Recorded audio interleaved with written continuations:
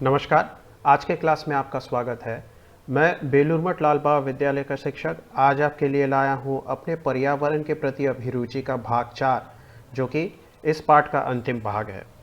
इस पाठ में हमें सौर ऊर्जा क्या है, पवन ऊर्जा क्या है, ज्वार भाटा ऊर्जा क्या है, बायोमास ऊर्जा, बायोगैस, भूतापीय ऊर्जा, इन सभी ऊर्जाओं की बात करनी है जो कि अपरंपरागत ऊर्जाएं हैं या तो नवीकरणीय ऊर्जाएं हैं। तो आइए शुरू करते हैं। तो सबसे पहले सौर ऊर्जा की बात करते हैं। हमें पता है कि पृथ्वी का मुख्य स्रोत ऊर्जा का सूरज ही है।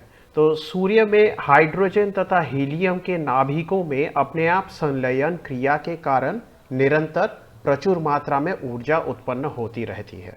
ठीक है। तो क्या होता है कि सूरज, आपको पता है कि एक हमारे ब्रह्मांड में जितने भी तारा हम जिसको कहते हैं तारे हैं, उनमें से सूर्य सबसे करीबी तारा है। और ये तारा असल में होता क्या है, इनमें गैस होती है, मुख्यतः हाइड्रोजन तथा हीलियम गैस। और हाइड्रोजन और हीलियम, इनके नाभिक मतलब जो न्यूक्लियस कहा जाता है परमाणु का, इन नाभिकों के बीच में संलयन क्रिया होती है। संलयन क्रिया क्या है, हम लोग आगे के लेसनों में सीखेंगे। संलयन क्रिया आप बस इतना समझ लीजिए कि इन्हें न्यूक्लियर रिएक्शन के नाम से जाना जाता है। तो नाभिकों की क्रिया में जिसमें से संलयन क्रिया एक होती है जिसको कहते हैं फ्यूजन, और एक होता है फिशन। जिसमें देखिए, फ्यूजन यानी संलयन में दो अलग अलग परमाणुओं के जो नाभिक है ये आपस में इकट्ठा हो जाते हैं, और फिजन में एक परमाणु का जो नाभिक है ये बीच में से ऐसे टूट जाता है, ऐसे दो टुकड़े में बदल जाता है। तो इसका मतलब क्या हुआ कि यहाँ पर जो नाभिकीय क्रिया हो रही है उसमें फ्यूजन हमें देखने को मिलता है तारों में।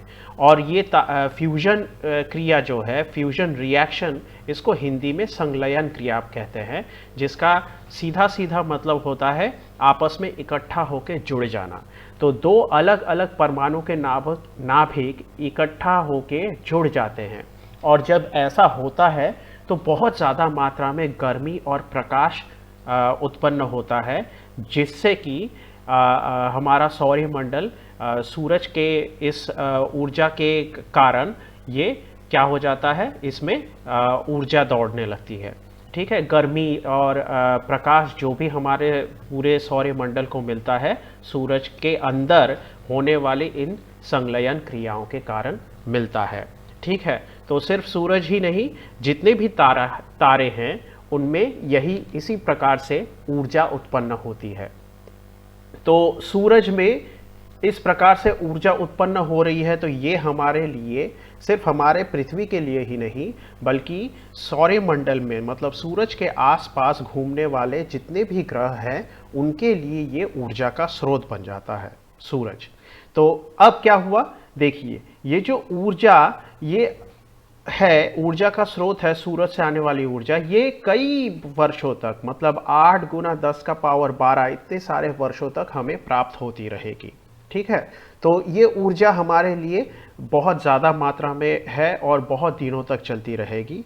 तो इसलिए हम इसको कह सकते हैं कि ये तो जो जैविक ईंधन जलाकर हम ऊर्जा प्राप्त कर रहे हैं उससे कई ज़्यादा निर्भरशील ऊर्जा का स्रोत बन जाती है। क्यों? क्योंकि जैविक ईंधन से जो ऊर्जा हमें मिलती है वो हमारे जीवन काल में ही खत्म होने की कगार पे आ गई है, और इसलिए वो ऊर्जा का स्रोत हमारे लिए निर्भरशील नहीं रहा। लेकिन ये देखिए, ये ऊर्जा इतने सालों तक ये चलती रहेगी, और सूरज से आने वाली ऊर्जा को पूरी तरह से उसका 100% हम इस्तेमाल भी नहीं करते हैं। तो इसका मतलब क्या हुआ, इसका मतलब इतनी सारी ऊर्जा जो हमारे आसपास है जिसका इस्तेमाल हम नहीं कर रहे हैं, उसको किसी तरह से हम अगर इस्तेमाल में ला पाए तो हम अपनी जो ऊर्जा की ज़रूरतें हैं वो जैविक ईंधनों से ना निकालकर सूरज की ऊर्जा से आसानी से पूरा कर सकते हैं। तो इसका मतलब सौर ऊर्जा पृथ्वी पर ऊर्जा का सबसे बड़ा स्रोत है।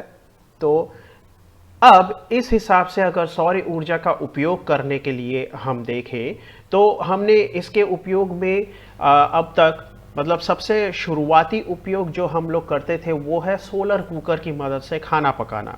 बहुत आसान है कि एक छोटा सा डब्बे जैसा होता है, ठीक है, और उसके चारों ओर काला कपड़ा या काले रंग से ढका होता है और ऊपर एक कांच होता है और ढक्कन के नीचे एक आईना, ठीक है। तो इससे क्या हो जाता है कि सूरज की रोशनी जब उस कुकर के अंदर पड़ती है तो उसके अंदर गर्मी पैदा होती है। कुछ नहीं, एक ऐसे एक सोलर कुकर एक ऐसे डब्बे जैसा होता है, ऐसा एक डब्बा होता है और उसके ऊपर एक इस तरह से ढक्कन रहती है, ठीक है। तो ये जितना भी डब्बा है ये पूरा काले रंग से रंगा होता है। काले रंग से रंगा होता है क्यों? ताकि जो भी प्रकाश इसमें आके पड़े वो उसकी जो ऊर्जा है वो पूरी तरह से इसमें अपने अंदर सोख ले, ठीक है। तो क्या किया जाता है, इस ढक्कन के अंदर की तरफ यहाँ पर एक आईना लगा होता है और इस आईने पे अगर हम सूरज का प्रतिबिंब पकड़े और उस सूरज के प्रतिबिंब का जो प्रतिबिंब से जो रोशनी आती है उसको अगर इस डब्बे के अंदर की तरफ मोड़ दे तो क्या होगा, अंदर गर्मी पैदा होगी जिससे कि क्या होता है, हमारा खाना पकने लगता है, ठीक है। तो हमारे लिए सिर्फ ये जानना ज़रूरी है कि सोलर कुकर नाम की एक वस्तु होती है, ठीक है, और उसमें ज़्यादा डिटेल में हमें जाने की ज़रूरत नहीं है। दूसरा होता है सोलर हीटर। लेकिन जो सबसे इम्पॉर्टेंट प्रगति हमने की है, जो सबसे ज़रूरी प्रगति, वो है हमने फोटोवोल्टाइक सेल बना लिया है। मतलब सेल मतलब होता है एक ऐसा उपकरण जिसके अंदर हम ऊर्जा को जमा करके रख सकते हैं। और मैंने कहा फोटोवोल्टाइक, तो फोटो का मतलब होता है प्रकाश और फोटोवोल्टाइक सेल मतलब हो गया हमारा सूर्य की प्रकाश को अगर किसी सेल के अंदर जिस उपकरण के अंदर हम लोग इकट्ठा कर रहे हैं तो उसको हम लोग फोटोवोल्टाइक सेल कहते हैं। तो देखिए, सोलर सेल या फोटोवोल्टाइक सेल द्वारा विद्युत उत्पन्न करने में हम सौर ऊर्जा का उपयोग कर रहे हैं। तो फोटोवोल्टाइक सेल में हमने ऊर्जा को इकट्ठा कर लिया। अब वो जो इकट्ठा हुई ऊर्जा है उसको हम क्या करेंगे, उसको विद्युत के रूप में इस्तेमाल करेंगे। तो एक सेल होता है, जैसा कि हमने साधारण एक इलेक्ट्रिक सेल जिसको कहते हैं इलेक्ट्रोलाइटिक सेल, जो कि आपको दुकानों में मिलती है, आप टॉर्च में लगाते हैं, तो वो एक के बाद एक सेल जोड़ देंगे तो उसको इकट्ठा कई सारे सेलों को बैटरी कहा जाता है, ठीक है, और एक एक उसको लेंगे तो उसको सेल कहते हैं। तो इसलिए सौर ऊर्जा जिनमें भी जमा होगी उनको हम लोग फोटोवोल्टाइक सेल कहेंगे या सोलर सेल कहेंगे और इनसे हम आसानी से विद्युत धारा उत्पन्न कर सकते हैं और हमारा जो जितना भी विद्युत से चलने वाला काम है वो निकाला जा सकता है उनसे। सोलर कुकर की बात मैंने आपको बता दी। सोलर हीटर भी होता है जिसके द्वारा जल गर्म किया जा सकता है। लेकिन सबसे इम्पॉर्टेंट क्या है, सोलर सेल यानी फोटोवोल्टाइक सेल। इसके ऊपर बहुत सारा शोध किया जा रहा है। तो अब सोलर पैनल क्या है, देखिए कई सारे सोलर सेल ऐसे छोटे छोटे एक प्लेट के ऊपर ऐसे इकट्ठा एक जगह पे लाए जाते हैं और इनके बीच में कनेक्शन बना दिया जाता है, ठीक है, सिलिकॉन से इनके बीच में कनेक्शन बना दिया जाता है। तो ये जो पूरा का पूरा एक प्लेट जैसा बना जिसमें कई सारे सोलर सेल या फोटोवोल्टाइक सेल है जो आपस में सिलिकॉन से जुड़े हुए हैं, तो अगर ऐसा हमने एक प्लेट बना दिया तो उसको हम कहेंगे सोलर पैनल, ठीक है। तो इससे क्या होगा कि एक सेल जितना विद्युत धारा अपने अंदर इकट्ठा करेगा कई सारे सेल आपस में अगर वही काम कर रहे हैं तो बहुत ज़्यादा मात्रा में हम लोग विद्युत धारा को इकट्ठा कर सकते हैं। तो यही कारण है कि सोलर पैनल बना लिया जाता है फोटोवोल्टाइक सेल से। तो सोलर पैनल बहुत सारे सोलर सेल को आपस में कुछ निश्चित आकार में जोड़कर जो प्लेट बनाया जाता है उसे सोलर पैनल कहते हैं। ठीक है, बहुत आसान है। तो आइए आगे बढ़ते हैं और सोलर पैनल की ही बात कर लेते हैं। तो सोलर पैनल क्या है? जैसा कि मैंने आपको बताया, सौर कोश या सौर सेल यानी सोलर सेल की बात जो हो रही है, वो क्या करते हैं, उन्हें अर्धचालक सिलिकॉन के बने होते हैं। ठीक है, तो ये जो सोलर सेल है ये अर्धचालक सिलिकॉन क्या है? सिलिकॉन एक तत्व है, तो वो कार्बन के ही ग्रुप का तत्व है। हमारे पीरियोडिक टेबल या आवर्त सारणी में ठीक कार्बन के नीचे ही पाया जाता है। तो ये जो सिलिकॉन है, ये सिलिकॉन से हम लोग सोलर सेल बनाते हैं। तो कई सारे ऐसे सौर कोशों को श्रेणी क्रम एवं समानांतर क्रम में, ठीक है, श्रेणी क्रम समानांतर क्रम क्या है? याद करिए, हम विद्युत धारा के लेसन में पढ़ चुके हैं। ठीक है, जब हम लोग किसी भी चीज़ को ऊर्जा के साथ एक कतार में जोड़ देते हैं, जैसे कि ये एक प्रतिरोध है, ये एक प्रतिरोध है, ये एक तीसरा प्रतिरोध है। तो देखिए, ऊर्जा के स्रोत के साथ इसको हमने एक कतार में एक के बाद एक जोड़ दिया, तो ये हो गया श्रेणी क्रम। ठीक है, और अगर किसी ऊर्जा के स्रोत के साथ हमने हमारे प्रतिरोधों को इस प्रकार जोड़ दिया ताकि उनके सारे के सारे छोर आपस में मिले हुए हैं, तो उनमें से जो विभव है, इन तीनों में जो विभव है वो एक ही तरह से है। तो मतलब एक ही विभव उनमें से दौड़ रहा, एक ही विभव के कारण इनमें विद्युत धारा दौड़ रही है, तो इसको हम समानांतर क्रम कहेंगे। ठीक है, तो देखिए, ध्यान दीजिए, विद्युत धारा का मान इन तीनों में एक है, और इन प्रतिरोधों में समानांतर क्रम में विद्युत धारा का मान एक नहीं रहता है, बल्कि विभव एक रहता है। ठीक है, तो अगर आपको विस्तारित रूप से इसके बारे में समझना है तो विद्युत धारा वाले लेसन में जाकर उस लेसन को रिवाइज दीजिए, या तो फिर उस वीडियो को देखिएगा। मतलब कई सारे सौर कोशों को हमने श्रेणी क्रम एवं समानांतर क्रम में एक के बाद एक जोड़ दिया, तो चांदी की मदद से, चांदी या अचुंबकीय सुचालक द्वारा आपस में जोड़ दिया, तो हमें एक सोलर पैनल मिल जाएगा। तो ये सोलर पैनल क्या करेगा? अब ये सोलर पैनल दिन भर में सूरज की ऊर्जा से अपने लिए, अपने अंदर सूरज की ऊर्जा पाकर अपने अंदर क्या करेगा? ऊर्जा को जमा करता रहेगा, और वो ऊर्जा फिर क्या हो जाएगी? विद्युत ऊर्जा में रूपांतरित होकर हम इसको किसी भी परिपथ में से भेज देंगे और अपना कोई भी उपकरण जो कि विद्युत से चलती है उसे चला पाएंगे। तो इस तरह से सोलर पैनल काम करता है।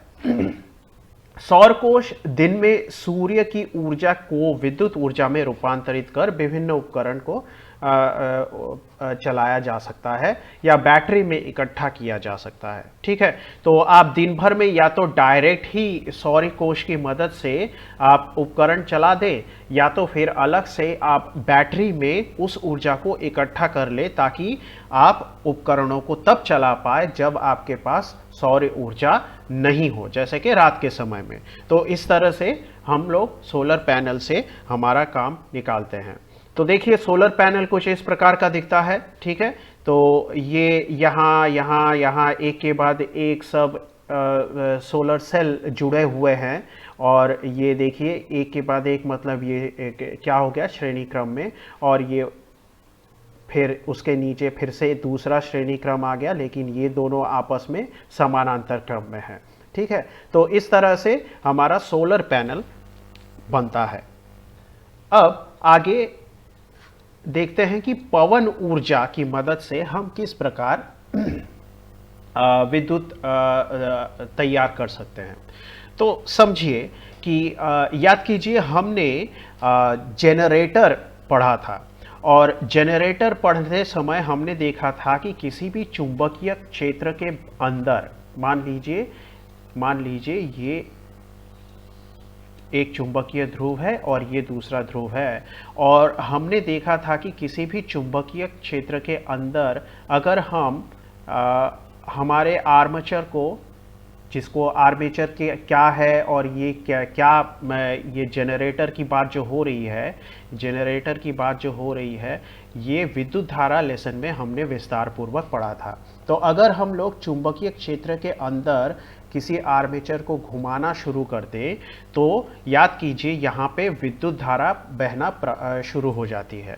और इसका मतलब क्या हो गया? इसका मतलब ये जो घुमाव है, ये जो बाहर से ये बल लगाकर घुमाया जा रहा है, अगर ये बल हम किसी कहीं से प्राप्त कर ले, ठीक है, दो तरीके से हो सकता है। या तो आप बैठे बैठे इसको अपने हाथ से घुमाते रहिए, ठीक है, लेकिन ऐसा तो हमारे लिए संभव नहीं है। या तो फिर इसके साथ आप एक अलग मोटर लगवा दीजिए जिसमें आप सेल लगाकर, बैटरी लगाकर उसको घुमाइए। तो आप उसमें क्या कर रहे हैं? ऊर्जा खर्च करके ऊर्जा बना रहे हैं। हमारा मकसद क्या है? हमारी ज़रूरत है कि ऊर्जा बने, लेकिन उसके लिए ऊर्जा को खर्च कर देंगे तो फिर तो हमारे लिए कोई फ़ायदा है ही नहीं। तो क्या करें? तो ऐसा कुछ करते हैं कि हमें ये ऊर्जा पवन से मिल जाए और वो पवन ऊर्जा इस आर्मेचर को घुमा दे इस चुंबकीय क्षेत्र के अंदर, ताकि हमारे लिए बिजली उत्पन्न हो जाए। और इसीलिए आपने देखा होगा पवन चक्की या विंड मिल जिसको कहते हैं, जो कि इस तरह से बहुत ऊंचे ऊंचे खंबे होते हैं, बहुत ऊंचे ऊंचे खंबे, और उस पे इस तरह से पंखा लगा होता है। तो जब भी हवा इन पर लगती है आकर तेजी से, तो क्या होता है? ये पंखे घूमने लगते हैं, और ये पंखे घूमेंगे तो इसके साथ जुड़ा हुआ एक रॉड ये नीचे जाता है, ठीक है। तो वो असल में एक आर्मेचर से जुड़ा होता है। तो ये घूमेगा तो वो आर्मेचर भी घूम रहा होगा, और वो आर्मेचर घूम रहा है तो ज़रूर वो किसी चुंबकीय क्षेत्र के अंदर घूम रहा है। और जैसे ही वो खुद घूमना शुरू करता है तो हमारे लिए विद्युत उत्पन्न होना शुरू हो जाता है। तो वातावरण में वायुमंडलीय दबाव के बदलने पर वायु बहने लगती है, ये तो आपने भूगोल में पढ़ा ही था। लेकिन ये जो वायु बहने लगी, इसमें एक गतिज ऊर्जा आ जाती है। कोई भी गतिशील चीज में एक ऊर्जा होती है जिसको हम गतिज ऊर्जा कहते हैं। अगर हम इस गतिज ऊर्जा का उपयोग करने लगे तो हमें हमारा काम बनते हुए नजर आएगा। जैसे कि इस गतिज ऊर्जा का उपयोग नाविक अपनी नाव चलाने में करते हैं, ठीक है, नाविक अपनी नाव चलाने में करते हैं, ठीक है, नाव चलाने में करते हैं। तो इसलिए हमें पवन ऊर्जा का सबसे पहला उदाहरण, मतलब पवन ऊर्जा कैसे इस्तेमाल करें, तो मानव ने इस तरह से देखा कि हम लोग कर सकते हैं। लेकिन जो मुख्य शोध है पवन ऊर्जा में, वो असल में ये पवन चक्की के कारण आ गया। पवन चक्की से हम क्या करेंगे? आर्मेचर घुमाएंगे एक विद्युत चुंबकीय क्षेत्र के बीच में, जिससे कि हमें विद्युत मिल जाएगा। तो वायु की गतिज ऊर्जा का उपयोग पवन चक्की द्वारा टरबाइन, ठीक है, तो जो आर्मेचर की बात कर रहा हूं वो आप उसको टरबाइन के नाम से जानेंगे। तो ये जो टरबाइन घुमाकर कर सकते हैं, तो टरबाइन घूमेगा तो विद्युत ऊर्जा उत्पन्न हो जाएगी। तो इस तरह से पवन ऊर्जा हमें देखने को मिली। ये देखिए, ये पवन चक्की है, और जब भी इस पे हवा लगेगी तो ये घूमने लगेगी और टरबाइन भी घूमेगा और विद्युत ऊर्जा उत्पन्न होने लगेगी। अब ज्वार भाटा ऊर्जा। अब ये ज्वार भाटा ऊर्जा में भी आप टरबाइन ही घुमाएंगे। देखिए, आपको विद्युत उत्पन्न करना है तो आपके पास तरीका हमेशा वही है, आप टरबाइन घुमाइए। मतलब एक आर्मेचर को चुंबकीय क्षेत्र के अंदर किसी तरह से घुमाइए तो आपको विद्युत मिल जाएगी। अब अगर वो ऊर्जा आपको ज्वार भाटा से मिल रही है तो क्यों नहीं, आप वहां से भी आप कर सकते हैं। तो ज्वार भाटा में क्या होता है? ज्वार आता है मतलब पानी में उफान आता है, ठीक है, समंदर के पानी में उफान आया, और भाटा मतलब समंदर का पानी बह के बाहर निकलने लगा, मतलब दूर होने लगा तट से। तो अगर ऐसा है तो हमारे तटवर्ती इलाकों में कई सारे ऐसी जगह हैं जो संकरी है, मतलब वो इस तरह से पतली है, ठीक है, इस तरह से पतली है।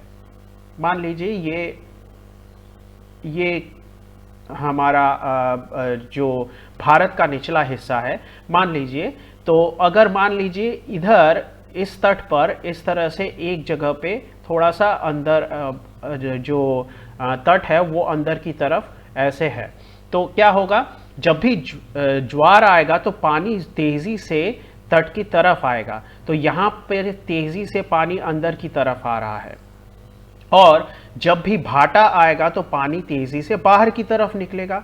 तो ये जो पतली सी जगह है, यहाँ पे अगर हम टरबाइन फिट कर दे तो वो टरबाइन पे जब पानी आते जाते समय धक्का लगेगा पानी का, तो वो टरबाइन घूमने लगेगा, और इसलिए क्या हो जाएगा, इसलिए हमारे लिए बहुत आसान हो जाएगा विद्युत ऊर्जा को बनाना। तो ऐसी दो जगह हैं, एक तो हमारा जो गुजरात का कच्छ वाला इलाका है, आप देखिए इस तरह से रहता है,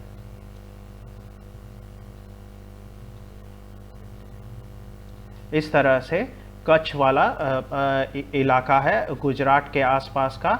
तो यहाँ पर जब ज्वार भाटा आएगा तो हमें क्या होता है, हमें विद्युत ऊर्जा बनाने का मौका मिल जाता है। दूसरा हमारा जो सुंदरबन इलाका है, सुंदरबन इलाका गंगा के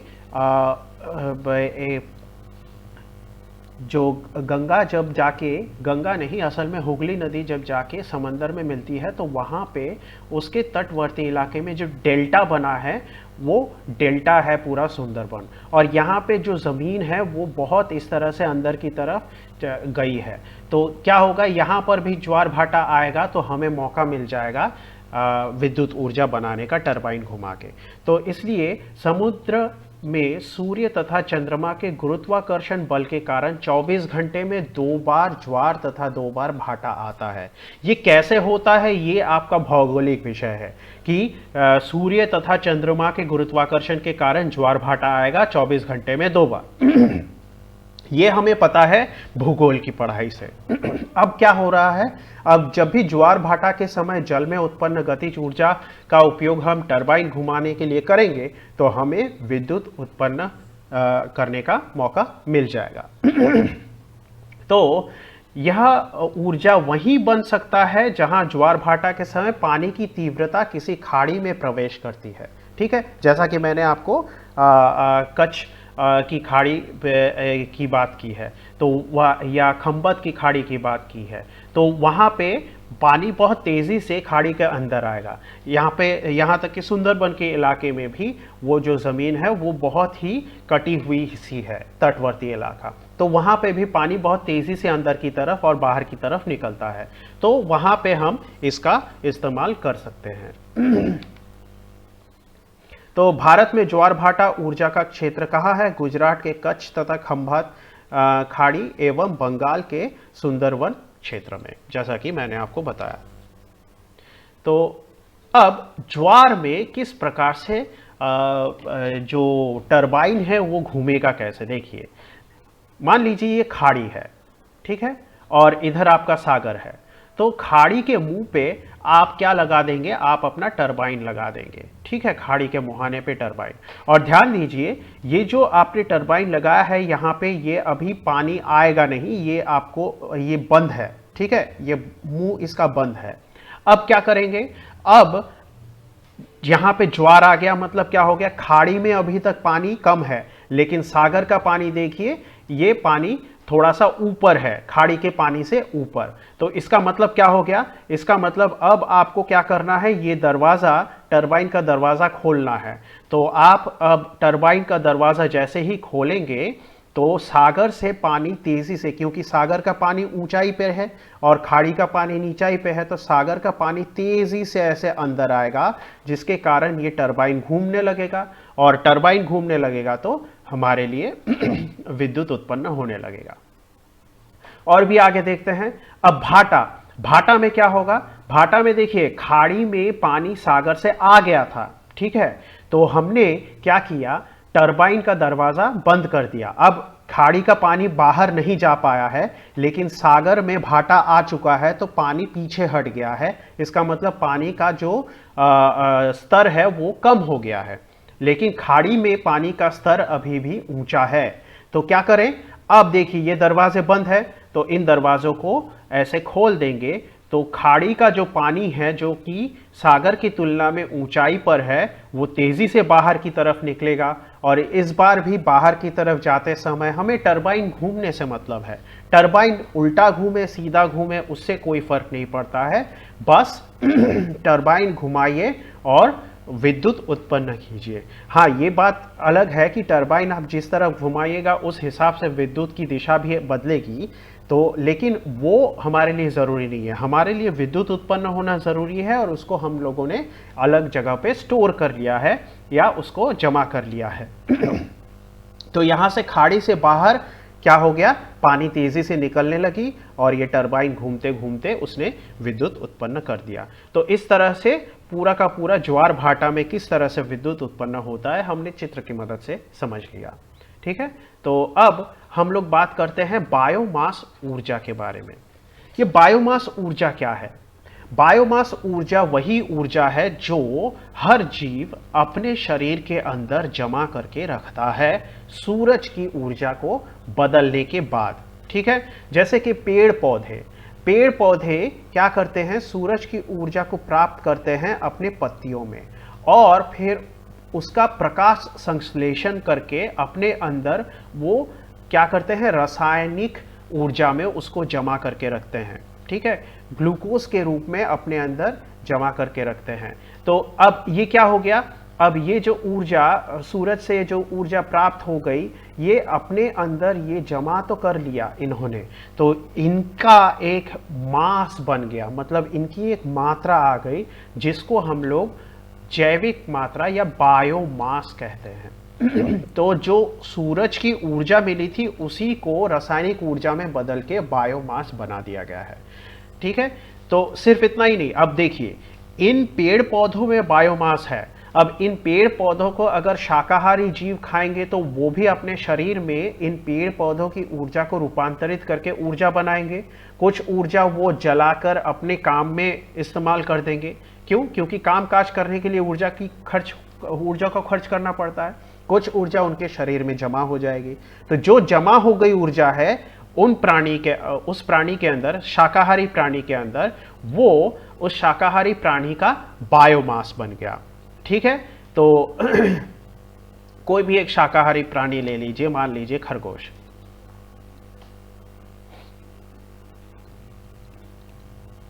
ठीक है। तो खरगोश के अंदर ये बायोमास जमा हो गया। अब ये खरगोश को मान लीजिए एक मांसाहारी प्राणी खाता है, ठीक है, एक मांसाहारी प्राणी मान लीजिए लोमड़ी ने इस खरगोश को खा लिया। तो अब लोमड़ी के अंदर खरगोश का जो बायोमास था वो जमा होगा। कुछ बायोमास वो अपने लिए ऊर्जा में खर्च कर देगा, लेकिन कुछ उसके शरीर में भी जमा होगा। तो इसका मतलब क्या हो गया, सबसे पहले तो जमा हुआ था बायोमास पेड़ पौधों में ही, फिर पेड़ पौधों से वो बायोमास कहां कहां जा रहा है, बाकी जीव जंतुओं में भी जा रहा है। तो ये जो जैविक मात्रा है, बायोमास है, ये इससे हम ऊर्जा प्राप्त कर सकते हैं। कैसे? जब भी बायोमास को जलाया जाता है तो कार्बन डाइऑक्साइड उत्पन्न होता है, गर्मी उत्पन्न होती है और हम उस गर्मी का इस्तेमाल करके विभिन्न कार्य कर सकते हैं। तो इसलिए हमारे लिए बायोमास ऊर्जा भी इम्पॉर्टेंट है। ये भी एक नवीकरणीय ऊर्जा या अपरंपरागत ऊर्जा का स्रोत है। अब हम लोग जीव जंतुओं को तो इस तरह से जला के ऊर्जा नहीं निकाल सकते, पेड़ पौधों को काट के ऊर्जा नहीं निकाल सकते, लेकिन हम लोग जो चीज़ें मान लीजिए कि नष्ट हो गई है, जैसे कि आप सब्जियां काट के खाते हैं तो सब्जियों के छिलके वगैरह ये सब भी बायोमास है, तो इन सब का इस्तेमाल कर लेते हैं। या तो फिर आप जैसे कि गाय का गोबर, वो भी बायोमास है, उसका इस्तेमाल करके ऊर्जा अगर इस्तेमाल कर लेते हैं तो वो सब बायोमास का हिस्सा है। कोई भी जीव जंतु अगर वो मान लीजिए वो मर जाते हैं तो अवशेष उनका जो है वो भी बायोमास का हिस्सा है। तो इन सब से हम लोग ऊर्जा प्राप्त कर सकते हैं। तो सूर्य की ऊर्जा को पेड़ पौधे प्रकाश संश्लेषण द्वारा अपने अंदर विभिन्न रसायन के रूप में इकट्ठा करके रखते हैं, जैसा कि मैंने आपको बताया। तो सूर्य की यह ऊर्जा जो रसायन के रूप में पेड़ पौधों में जमा रहती है, बायोमास कहते हैं। तो इस तरह से बायोमास की परिभाषा हमें समझ में आ गई। तो शाकाहारी जीवों में बायोमास पेड़ पौधों को खाकर आता है एवं मांसाहारी जीव अन्य जीवों का शिकार कर बायोमास प्राप्त करते हैं। तो बायोमास को वायु में जलाने पर कार्बन डाइऑक्साइड तथा ऊष्मा ऊर्जा उत्पन्न होती है। तो इस तरह से हमें बायोमास से ऊर्जा मिल सकती है। जैसे लकड़ी का उपयोग खाना पकाने में ईंधन के रूप में किया जाता है, ये तो हमें पता ही है।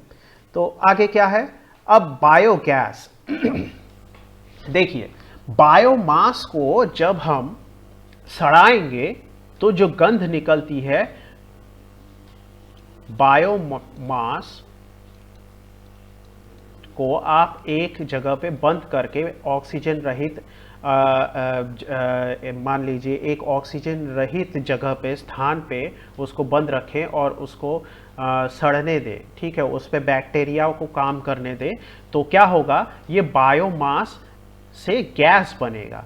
जो गैस इसमें लगभग 75% मीथेन रहता है और मीथेन एक बहुत अच्छा ईंधन है। तो बायोमास से हम लोग बायोगैस सड़ाकर बायोगैस बना सकते हैं, जो कि हमारे लिए बहुत अच्छा ऊर्जा का स्रोत है। क्यों? क्योंकि बायोगैस में 75% मीथेन रहता है, जो कि बहुत अच्छा ईंधन है।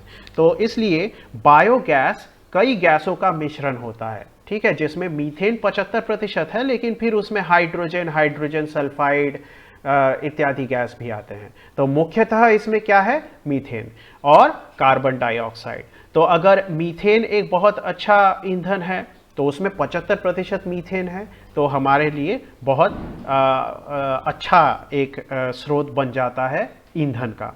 तो अगर बायोगैस पाना है तो आप जितने भी सब्जी के छिलके हैं, अनाज के छिलके, अनाज वगैरह है, जो जितना भी मान लीजिए कोई जानवर का अवशेष है, सब आप एक जगह पे ऑक्सीजन रहित स्थान पे आप जमा कर दीजिए और उसका फिर बायोगैस बनाइए। बायोगैस बना के उसको आप ऊर्जा के रूप में इस्तेमाल कीजिए। तो जीव जंतु तथा पेड़ पौधों के अवशेष एवं जैविक वर्ज्य पदार्थ के सूक्ष्म जीवों द्वारा विघटन से बायोगैस उत्पन्न होते हैं। मैंने क्या कहा था आपको, बैक्टीरिया उस उन अवशेषों में जब काम करना शुरू कर देते हैं तो बायोगैस बनने लगता है। मुख्यतः हम इन बैक्टीरिया को मिथेनोजेनिक बैक्टीरिया कहते हैं। मिथेनोजेनिक क्यों? क्योंकि ये बैक्टीरिया मीथेन बना रहे हैं, इसलिए मिथेनोजेनिक। मीथेन गैस जो भी बैक्टीरिया बनाते हैं उन्हें हम लोग कहते हैं मिथेनोजेनिक बैक्टीरिया। Methanogenic bacteria.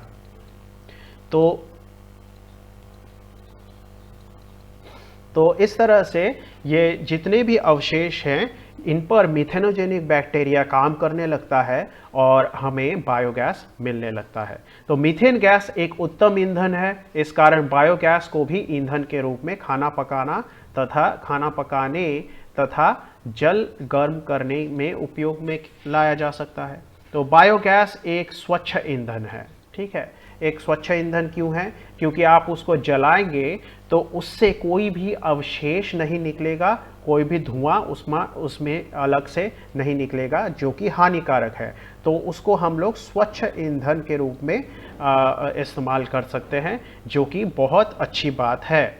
तो इसलिए जैसे कि हम लोग पेट्रोलियम जलाते हैं तो पेट्रोलियम में nitrous oxide, nitrogen dioxide, carbon dioxide, ये सारे के सारे हानिकारक गैस निकलने लगते हैं, लेकिन बायोगैस में ये नहीं होता। तो इससे हमारा पर्यावरण भी सुरक्षित रहता है। तो बायोगैस संयंत्र क्या है? बायोगैस संयंत्र या बायोगैस प्लांट। बायोगैस प्लांट, जैसा कि मैंने आपको कहा कि बायोगैस बनता कैसे है, बायोमास पे मिथेनोजेनिक बैक्टीरिया काम करेगा और फिर उससे बायोगैस बनेगा। लेकिन ये जो मिथेनोजेनिक बैक्टीरिया को काम करना है, ये खुले में काम करेगा तो वो फिर गंदगी फैलाने लगता है। तो क्या करें हम क्या करते हैं, हम एक बड़े से टैंक में पूरा का पूरा बायोमास इकट्ठा करते हैं। ठीक है, मान लेते हैं एक छोटा सा गांव है, उस छोटे से गांव में जितना बायोमास बन रहा है वो सारा का सारा बायोमास एक गांव के बाहर बने इस टैंक में इकट्ठा हो जा रहा है।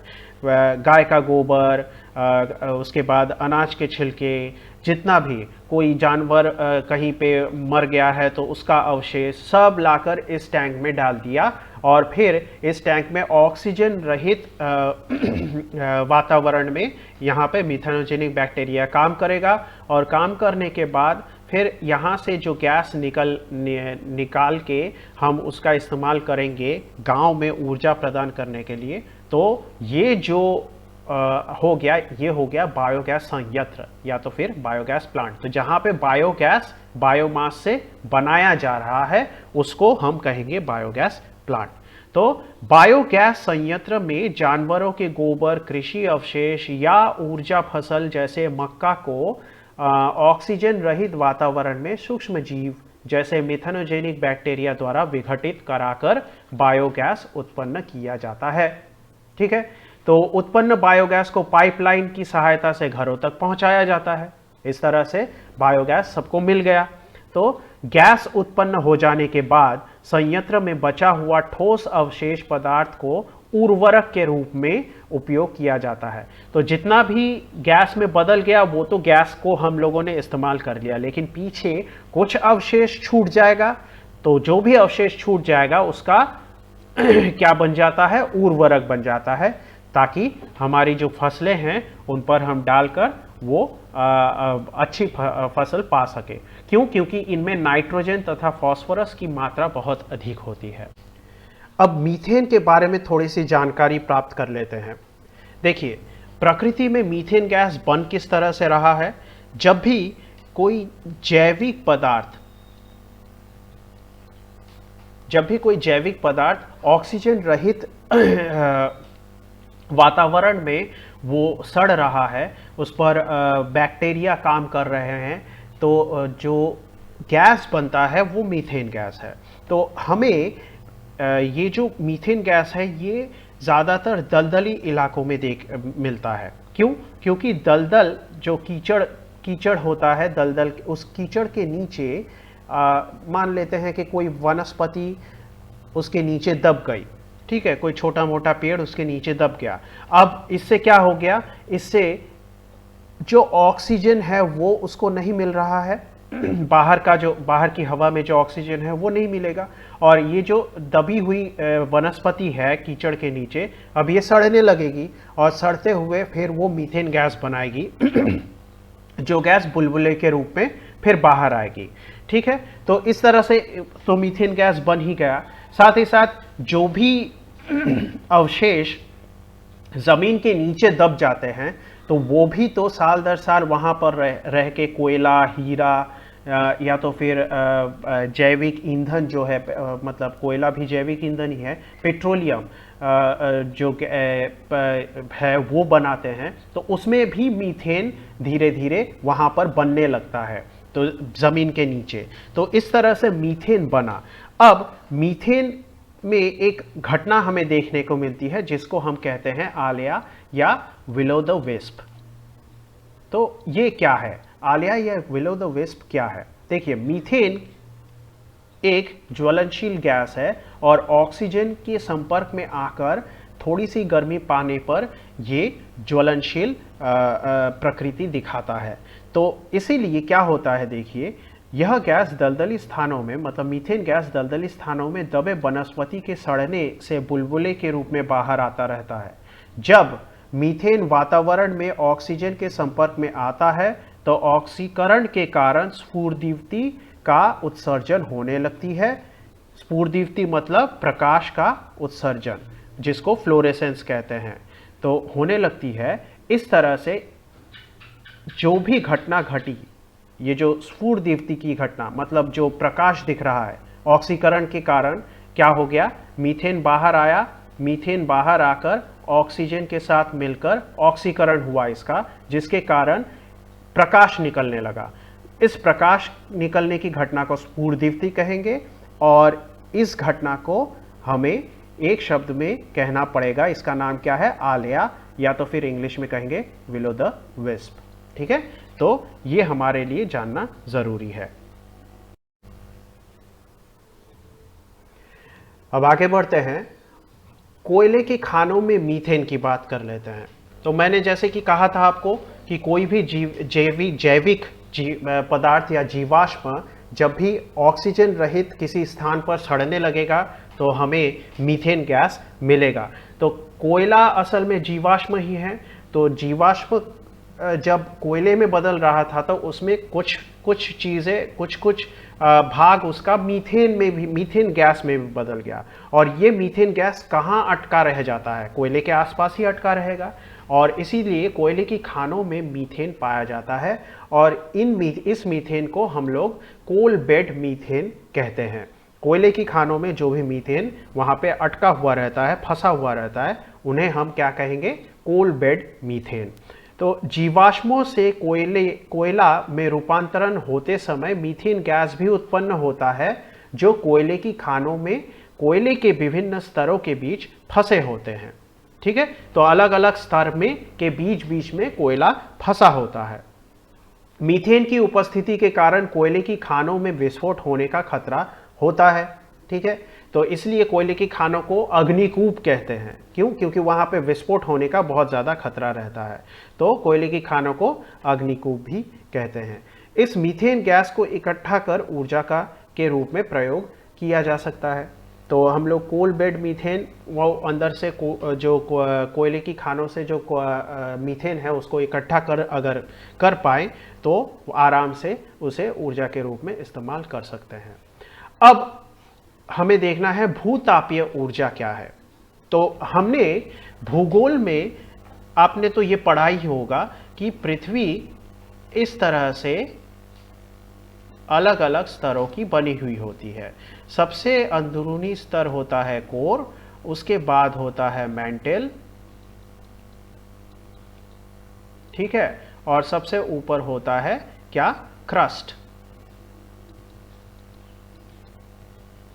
तो अब आपको पता है कि ये मैंटल, इसमें क्या होता है, इसमें हमारा मैग्मा होता है, मतलब जो गली हुई अवस्था में यहाँ पे हमें जितना भी जो भी चीज़ें हैं वो मिलती है, खनिज पदार्थ, ठीक है, विभिन्न तत्व जो यहाँ पे घूमते हैं, लोहा, खनिज, जितना भी सब कुछ है ये यहाँ पे है। ठीक है, और वो किस हालत में है, वो पिघली हुई अवस्था में है।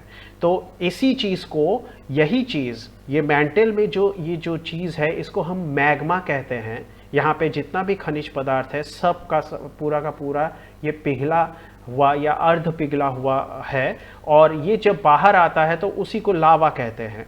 ठीक है, अब कुछ स्थान ऐसे होते हैं जहाँ पर ये क्रस्ट के बहुत पास पहुँच जाते हैं। ठीक है, ये मैंटल का ये जो मैग्मा है ये क्रस्ट के बहुत पास पहुंच जाते हैं, और ऐसी ये जगह यहाँ पे चट्टानें बहुत गर्म होती है, और अगर हम ऊपर से पानी यहाँ पर भेजें या किसी तरह से यहाँ पे पानी जमा हो जाए तो ये पानी गर्म होकर भाप बदल जाता है और फवारे की तरह बाहर निकलने लगता है। तो इन्हें हम लोग फवारा कहते हैं, प्राकृतिक फवारा। और अगर हम इन फवारों को या तो फिर यहाँ पे जो भाप बन रहा है इनको इस्तेमाल करें तो वो भी हमारे लिए बहुत अच्छा ऊर्जा का स्रोत बन जाता है। क्यों? क्योंकि ये जो भाप बना, ये गर्म भाप तेज़ी से अगर एक टरबाइन से गुजारी जाए तो वो टरबाइन घुमा देगा, और टरबाइन घुमा देगा यानी हमारे लिए बिजली उत्पन्न हो जाएगी। तो हमें पता है कि पृथ्वी की आंतरिक संरचना के 3 प्रधान अंग होते हैं। क्या होता है? ऊपरी सतह, जिसको भूपर्पटी या पटल यानी क्रस्ट कहते हैं, मध्य स्तर यानी मैंटल, और आंतरिक स्तर यानी कोर।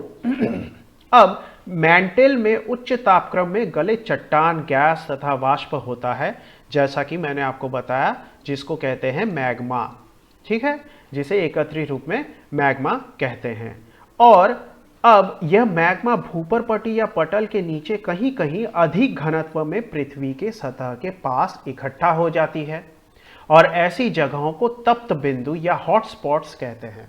ठीक है, तो जहां जहां पर हमें मैग्मा भूपरपटी यानी क्रस्ट के नीचे, थोड़ी क्रस्ट के पास यानी सतह के पास जमा हो जाएगी, तो उन जगहों पे थोड़ी सी गर्मी मिलेगी क्रस्ट में, भूपरपटी या पटल में। तो इन गर्म जगहों को हम हॉटस्पॉट कहते हैं। और ऐसे तप्त बिंदु जब किसी भूगर्भिक जल स्रोत के पास हो तो जल गर्म होकर वाष्प में बदल जाता है एवं गर्म पानी का फव्वारा, जिसको हॉट स्प्रिंग कहते हैं, और वाष्प बाहर निकलता रहता है। ठीक है, ये पूरा हम लोग समझ गए।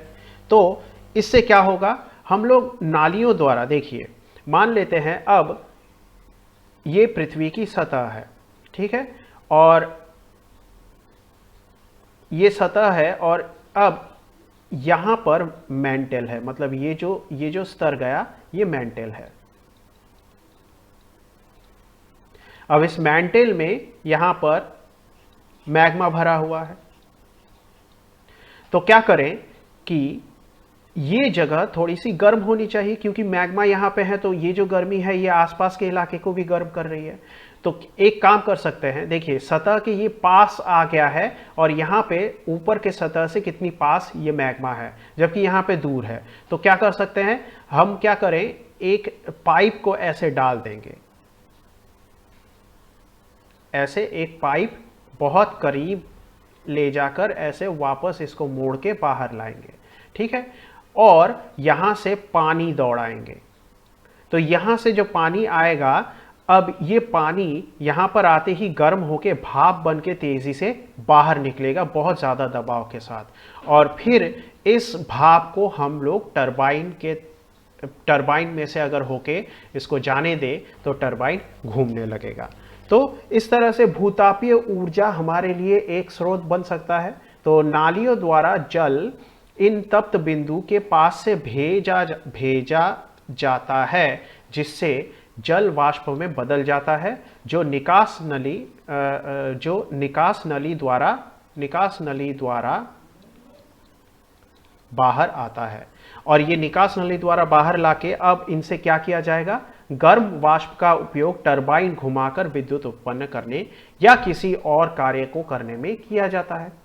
ठीक है, तो इस तरह से भारत का पहला भूतापीय परियोजना ONGC द्वारा लद्दाख में पुगा हॉट स्प्रिंग पर शुरू किया जाएगा। ठीक है, तो ये आपके लिए नॉर्मल जीके है, जो कि आपको जान के रखना चाहिए, क्योंकि ये बहुत ही मतलब अभी शुरू होने ये बनने की इसका समझौता बना है, और ये हमारे लिए एक इम्पॉर्टेंट बात भी बन जाती है।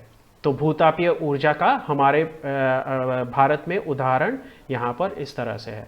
भूतापीय ऊर्जा का सबसे ज़्यादा प्रयोग USA करता है, और हमारे लिए तो अभी बस शुरुआत ही हो रही है।